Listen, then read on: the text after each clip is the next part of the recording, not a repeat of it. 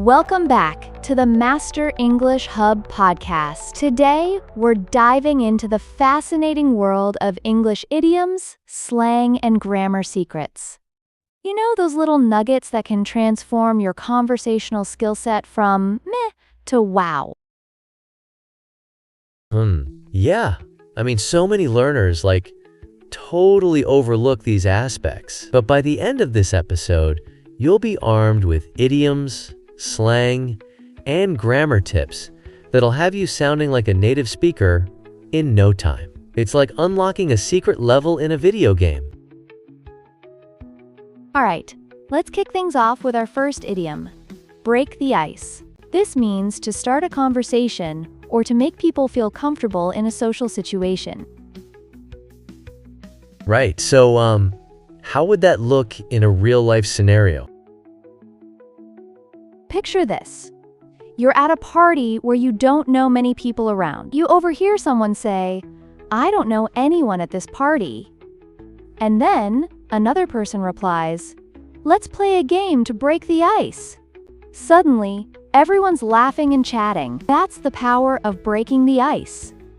It creates a relaxed atmosphere. That's super helpful. And, do you have more examples of idioms? Absolutely. Let's discuss the next one. Hit the nail on the head. This means to describe something accurately or to do something perfectly. Ooh, yeah. What would that sound like? For instance, imagine a conversation where person A says, "The main problem is lack of communication," and person B responds, "You really hit the nail on the head." It's like saying, "You got it exactly right." Awesome. It's amazing how these idioms can really elevate the conversation to a new level. Exactly. Now let's shift gears a bit. How about some slang? First up, cool, awesome, and litany. These terms are used to express approval or excitement. I love those. So if someone says they got tickets to a concert, you might say, "That's awesome. It's going to be lit." Using those words really adds personality and makes your speech more casual, don't you think? Right. And it kind of makes me want to, hang out with those people more. Speaking of which, what does hang out mean? Hang out means to spend time casually with friends. Like if someone asks, "Do you want to do something tonight?" You could say, "Sure, let's hang out at the park." Oh, that's so relatable. It reminds me of how I used to just chill at the mall with friends back in high school. Exactly. It's all about building those casual connections. Now let's touch on some grammar. First grammar tip, using a versus the. Can you break that down a bit more? Sure thing. Use a for general references and the for specific ones. Like if person A says, "I saw a movie yesterday," person B might ask, "Which one?" Then person A would clarify, "The one about space travel." See how that works? Oh, it's making sure everyone's on the same page. Exactly. And let's not forget about subject-verb agreement. It's crucial that verbs match the subject in number. Okay. Can you give me some examples? Of course! If person A says, "She likes ice cream," then person B should respond with, "They like ice cream." So simple. But I bet even native speakers mess that up sometimes, right?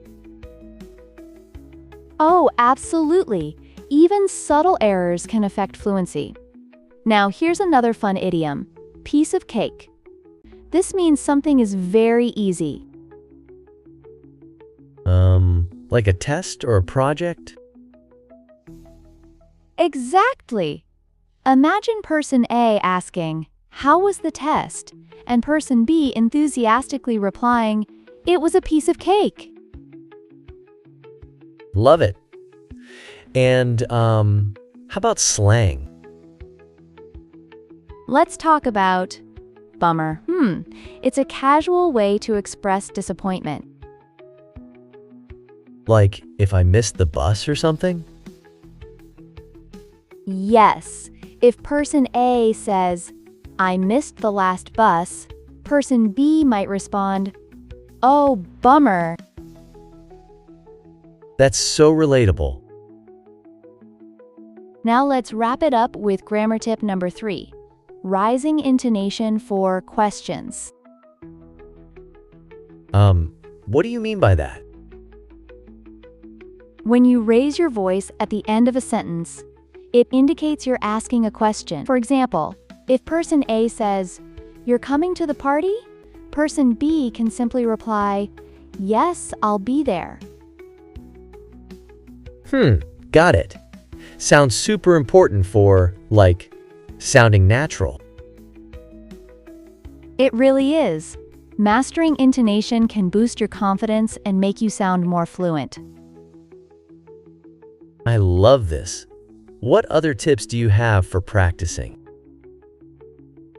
Practice these idioms, slang, and grammar rules out loud. Listen to podcasts, movies, or TV shows to see them in context, and aim to use 3 to 5 new phrases each day to internalize them. Wow, start today? Yes, please. I can't wait for my English skills to improve. Exactly. With practice, you'll be using idioms, slang, and grammar like a native. That's it for today. I'm so excited about this. See you next time on Master English Hub Podcast, where learning English is engaging and fun.